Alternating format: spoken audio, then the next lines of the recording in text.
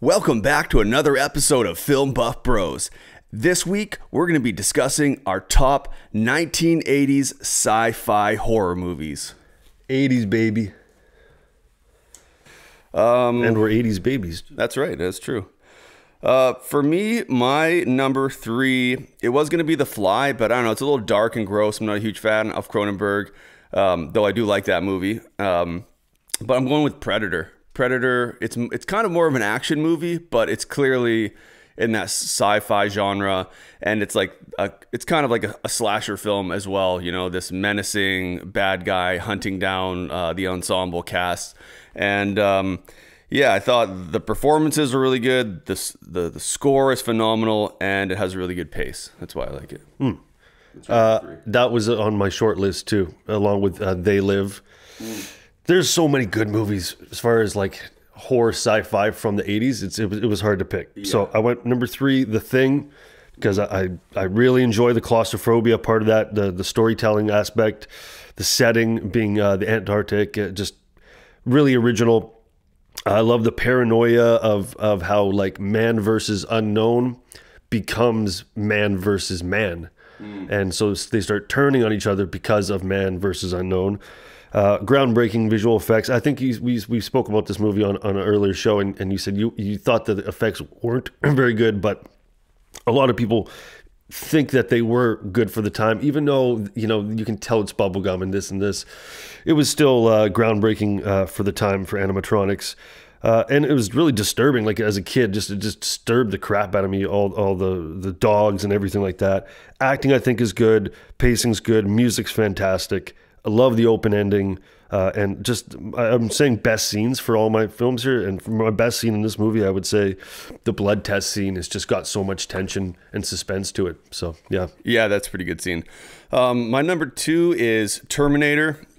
Again, it's just my criteria. Like the scoring is awesome in it. It's well paced, adequate character development, maybe a little too much, but I know they have to add that romance in there because Sarah Connor has a kid that they need to save, so they have to. And it's not too long of a love scene, but sometimes when they add love scenes into like action movies or horror movies, it's very corny, but it's not too bad.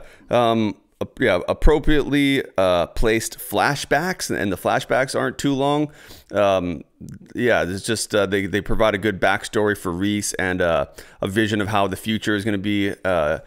And what else do I have here? And then just like the kill count, especially like when he goes into like the precinct, right? And it's a very exciting scene. And then Arnold Schwarzenegger's performance is awesome. Does the robot thing really well with his Austrian accent. And yeah, Terminator 1 is my number 2. Right. Also my number 2, Terminator.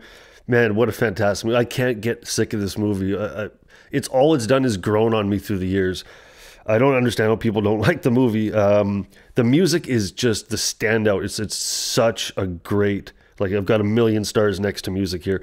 Michael Biehn's performance, super good. I know Hamilton's good and Schwarzenegger's good, but Michael Biehn in that movie, or Bean, or however you pronounce it, such a good actor, so believable in that role, which would be a tough role to play, can be played really corny.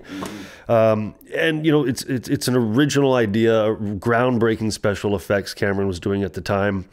And he would continue to do in the 80s. And even though he based it off a bunch of Twilight Zone episodes, and I watched those episodes, and I'm like, there's for sure stuff that was taken from those, but to reinvent it and re-envision it the way he did it, I think that it's just, bar none, one of the best films of all time, and especially one of the best horror sci-fis of the 80s. Yeah, for sure. My number 1 is Aliens. Like for me, it's perfect film. I think I had it in my top 5, maybe even top 3 films. I love how they pepper in the comedy into it with Bill Paxton's character and Paul Reiser being this skeezy, conniving kind of guy. Lots of comedy peppered in like perfectly, so it's not taking away from, it's not like corny, and it's not taking away from like the suspense and tension in it. Spectacular cinematography that I think still holds its own in today's special effects. There's obviously a couple moments where it's you can see how dated it is. The set design is awesome. You know, he took what Ridley Scott did, or I should say Sid Mead and H.R. Geiger, and he added a little more industry to it, and the military aspect was just, I love the set design and the costumes, believable performances from everyone, you know, multiple climaxes, and for me it's better than the original Alien. I love Alien, but for me it's better. Yeah, number one, I agree with you again, Aliens by far. We were talking earlier, I don't think there's a flaw in the movie. If there is, it doesn't outweigh the positives of the film. Like you said, set design, man, set design was crazy in this film. We were saying it was front, rear projection, just groundbreaking on that front. Love the music. It's creepy. It's quiet in certain parts, and then it's, like you said, the humor is there. Paul Reiser, I hate him, and I almost feel if there is a flaw in the movie, I'm not a big fan of his acting, but I know he's supposed to be playing this guy, so I've always been confused about his role. Was that conflicted? Paranoia, claustrophobia, everything I love. The characters change, especially Paxton, man. Paxton's such an interesting character. Yes. He's almost the main character for me in that film. The whole change that he goes through is kind of more interesting than Sigourney, even though I think Sigourney was fantastic in this movie. Holds the film. He has like a reverse arc. He goes from like fucking big, tough, funny guy to like a sniveling coward, and then back to fucking tough guy. Yeah, which is just so interesting to watch. Great character writing there. And Michael Biehn, it was fantastic in this film. And the standout scene in this film for me isn't the ending with the Queen, which is absolutely incredible.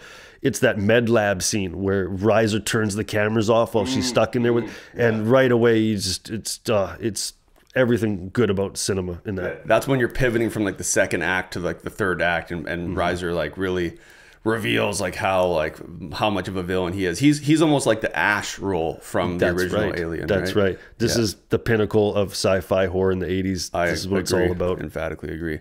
All right, well, there's another episode of Film Buff Bros. Tune in next week for another episode. Like and subscribe so you can access all of our awesome content. Thanks for watching, guys.